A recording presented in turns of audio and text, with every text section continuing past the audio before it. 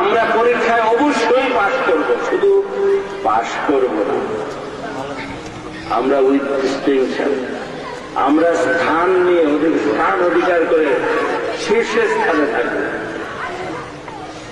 এরকম নাই এই মাহফিলে কেউ আশা করার মতো? কেউ আছে? কারা আছে?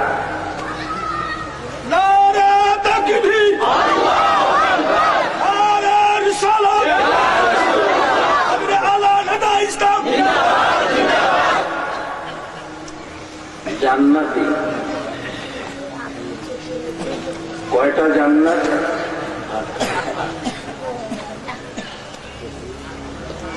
এই মাহফিলে যারা আছেন বা যারা শুনছেন, যারা ভালো আল্লাহর মহব্বতে যারা চোখের পানি ফেলছেন বা অন্তর কাঁদছে যাদের, যত দূরে থাকুন না কেন, তাদের সবার যদি প্রথম স্থানে চেষ্টা করে, আপনার যদি সহযোগিতা করার কেউ থাকে পরীক্ষার হলে,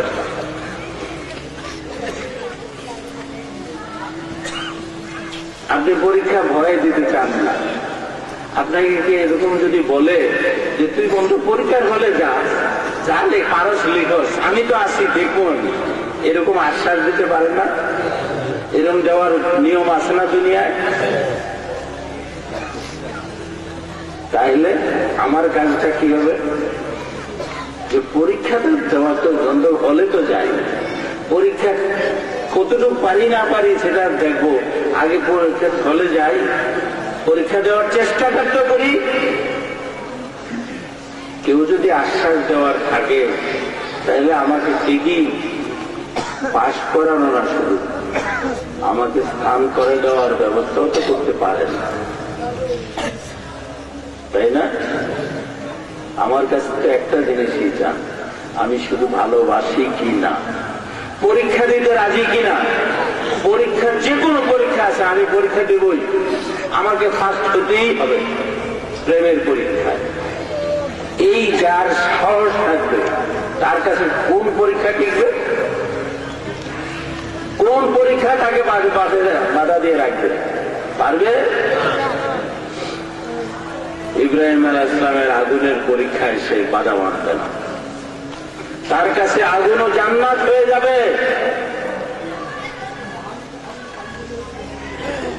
সামনে সমুদ্র, নীল দরিয়া, পথ নাই, প্রেম কি করে দেয়? পথ করে দেয় কিনা?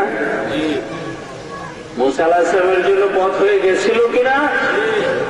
তার শত্রুদের ডুবাইছিল কিনা? তো আল্লাহ রক্ষা করতে চাইলে পারেন কিনা? সেখানে কি প্রয়োজন ছিল? প্রেম। প্রেম থাকলে কি হয়?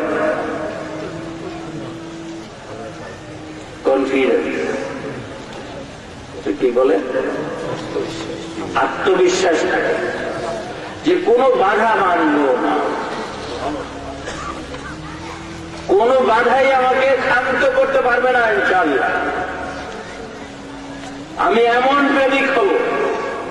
আরে দুনিয়া একটা ছেলে, একটা যুবক একটা মেয়ের জন্য পাগল হলে সে মা বাপ বলতে পারে, মা বাপের এতদিনের আদর স্নেহ মায়া মমতা সব বলে যেতে পারে, বংশ মর্যাদা বলে দিতে পারে, চুনকালি লাগিয়া হলো সে তার প্রেমের কাছে চলে যেতে পারে। দুনিয়ার ক্ষণস্থায়ী একটা প্রেম যদি এতটা উন্মাদ করে দিতে পারে,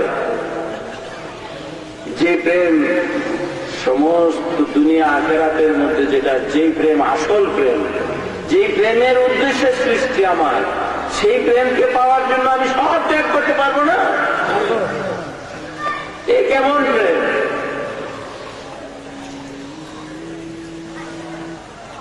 তাই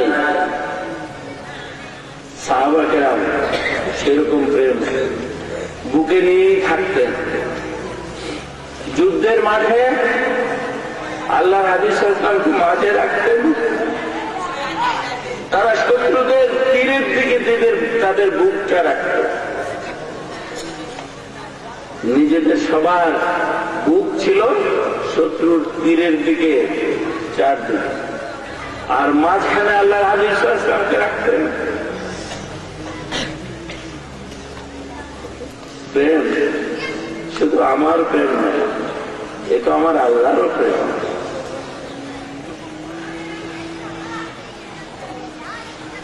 এতটুকু প্রাণের চেয়ে বেশি প্রিয় যে যদি তীর লাগে তো আমার বুকে আগে লাগবে, আমার প্রেমের বুকে যেন না লাগে।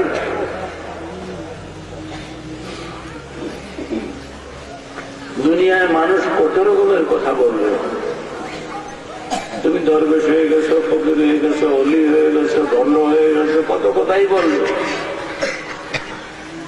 তুমি গরিব হয়ে গেছো, মিসকিন হয়ে গেছো, তোমার কিছুই নাই, সব তুচ্ছ করে দিলে। দুনিয়ায় কি কিছুই দরকার নাই?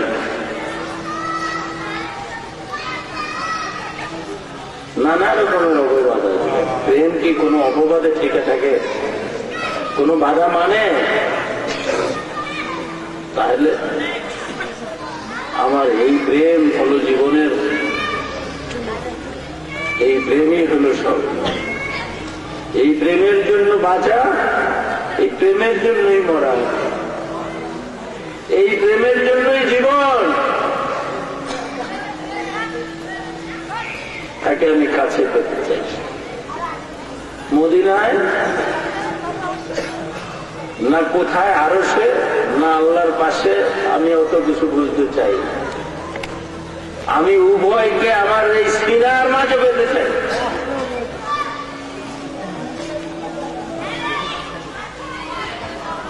সেই সিনাকে মদিনা বানাতে হবে। উফ, এই জ্বালা। আল্লাহর ওলি হইতে কোনো বাধা আছে?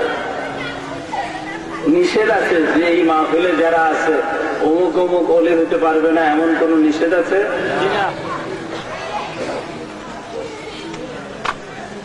যে আল্লাহর বন্ধু পাগল হবে, আশেক হবে, সেই আল্লাহর ওলি হবে।